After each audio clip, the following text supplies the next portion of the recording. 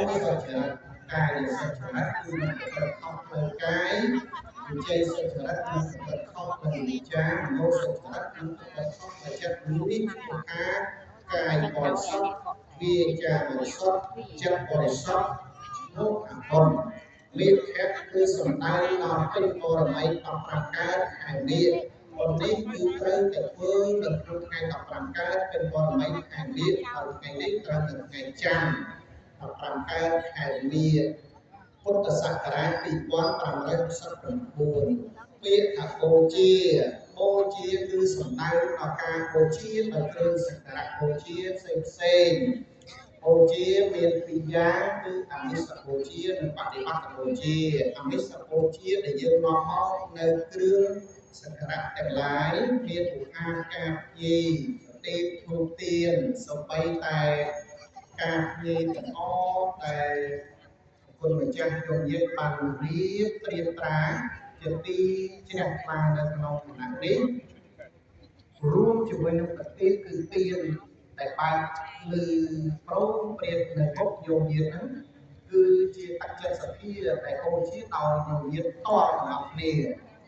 មិនបានថាបូជាតទាំងអស់គ្នារបស់គុណម្ចាស់សង្ឃថាមិនមែនទេគឺបានមកអំពីសភាជ្រះថ្លារបស់យោញាតចូលបច្ច័យនឹងមកគឺព្រះអង្គគ្រូបានចាត់ចែងជាពុទ្ធខាងការជារៀបចំប្រទេសភូមិទីនយោបាយទាំងអស់នោះបានបូជាទាំងអស់គ្នានេះឈ្មោះថាអនិស្សបូជាជាការបូជាក្នុងប្រគុណចំពោះសមាសង្គមនៅក្នុងថ្ងៃនេះបូជាទី2បដិបត្តិបូជាគឺការប្រតិបត្តិចំពោះអង្គវិន័យរបស់ព្រះពុទ្ធប្រទានដោយមុខញាតទាំងអស់គ្នាដែលប្រព្រឹត្តស្អាតស្អាតកាយវិចារចិត្តឲ្យបរិសុទ្ធល្អការប្រព្រឹត្តស្ដាប់តាមគម្រោងរៀបអវាទរបស់ព្រះពុទ្ធជាធ្វើមិនឲ្យត្រឹមត្រូវទៅតាមពុទ្ធវិន័យបញ្ញត្តិរបស់ព្រះនិព្វានដែលប្រកាសសម្ដែងហាមកុំឲ្យយើងធ្វើអំពើបាបហាមកុំយើងធ្វើអំពើអាក្រក់គ្រប់បែបគ្រប់យ៉ាងហើយដាក់ទឿនក្រៅរំលឹកឲ្យយើងប្រឹងប្រែងសងផលបុណ្យឲ្យល្អផងដែរហើយប្រចិត្តដែលបានល្អបរិសុទ្ធនេះគឺប្រឹងប្រែងបំពេញធ្វើការប្រឹងប្រែងបំពេញធ្វើឲ្យយកចិត្តទុកដាក់នេះឈ្មោះថាបដិបូជាចឹងគឺថាបុណ្យនេះបូជាមានអត្ថន័យ3បុណ្យនេះបូជា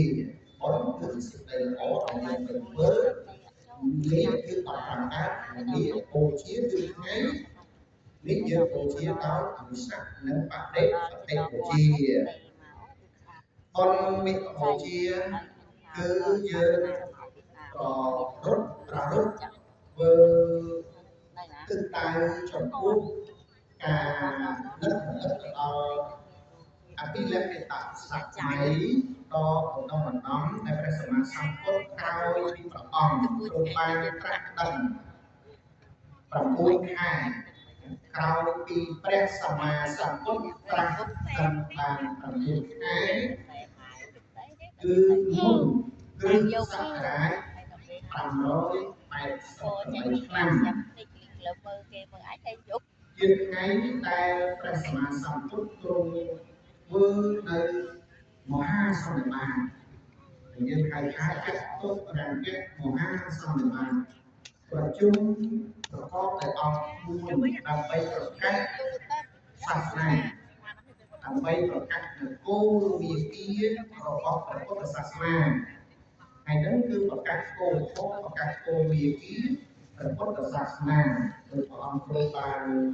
កាត់ឲ្យពរចម្រើនពរឲ្យយើងមានសទ្ធាជ្រះថ្លាក្នុងការជឿយកចូលរួមខាងដើមនេះច្រើនក៏បង្ហាញថាថ្ងៃនេះជាថ្ងៃដ៏អស្ចារ្យមួយដែលព្រះសម្មាសម្ពុទ្ធប្រកាសយកគោលនយោបាយបែបជំនឿនៃសាសនាបង្ហាត់បង្រៀនឲ្យគ្រប់ប្រជាជនយល់ដឹងផងយល់ដឹងវិន័យយល់ដឹងផ្លូវខុសយល់ដឹងផ្លូវត្រូវយល់ដឹងផ្លូវបដិបត្តិទៅកាន់ទីរលត់ទុកគឺថ្ងៃនេះថ្ងៃនេះថ្ងៃប្រកាសគោលយើងប្រកាសថ្ងៃប្រកាសធម្មមនុស្សថ្ងៃនេះដែរបណ្ឌនេះគឺពុទ្ធធម្មមនុស្សឬបកគោលវិជារបស់សម្មាសម្ពុទ្ធទាំង11ប្រការដែលប្រកាសឲ្យយើងប្រតិបត្តិជារួមទាំងអស់គ្នា ទី2ទៀតគឺជាថ្ងៃដែលព្រះសម្មាសម្ពុទ្ធបរមគ្រូជាអង្គម្ចាស់នៃយើងដែលព្រះអង្គទ្រង់ទទួលនៅអគ្គសាវកដ៏ឧត្តមឧត្តមពីរព្រះអង្គគឺព្រះមហាសារីបុត្រនិងព្រះមហាមោគលានប្រកាសសម្ដែងអគ្គសាវកទាំងពីរនឹងទៀតផងហើយរួមជាមួយនឹងការចូលរួមអំពីព្រះអរហន្តពូលនៃអ្នកប្រាជ្ញសង្ឃប្រជុំមហាសន្និបាតចំនួន1250ព្រះអង្គថ្ងៃនេះដល់ទៅទី3នៃការប្រារព្ធធ្វើមីកម្ពុជានេះគឺជាថ្ងៃដែលព្រះបរមសាស្តាគឺបន្ទាប់ឬក៏ក្រោយមកគឺនៅវស្សាទី45នៃការប្រារព្ធនៅសល់តែ3ខែទៀតព្រះអង្គនឹងយាងចូលបរមនិព្វានគឺជាថ្ងៃដែលព្រះអង្គទ្រង់ប្រកាសតាមបច្ចុប្បន្នយុគសង្ឃាចំពោះមុខមីក៏នៅក្នុងថ្ងៃ15ខែនេះដែលធ្វើឲ្យមហោចចារធ្វើឲ្យពុទ្ធលោកក៏ទុកខែដីយើងហ្នឹងសម្រាប់ទៅញាប់ញ័រសូម្បីតែសត្វខាងលើនេះក៏ទាំងដែរខ្យល់ក៏ទាំងមកសន្ទុះដែរគឺអំណាចនៃការដាក់ថ្ងៃដាក់ពេលវេលាប្រាប់ដល់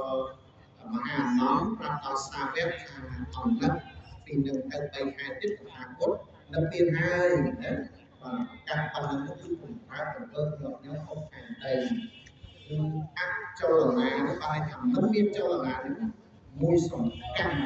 អត់មានចលនាអីអស់ខ្យល់ក្តីសត្វខាក្តីទឹកលោកទឹកអីក្តីគឺស្អប់ឈឹងមកពេលមកគ្រប់នោះគឺថាទៅបីថ្ងៃនេះក៏ដឹកឈឹងនឹងមកអត់មកដែរ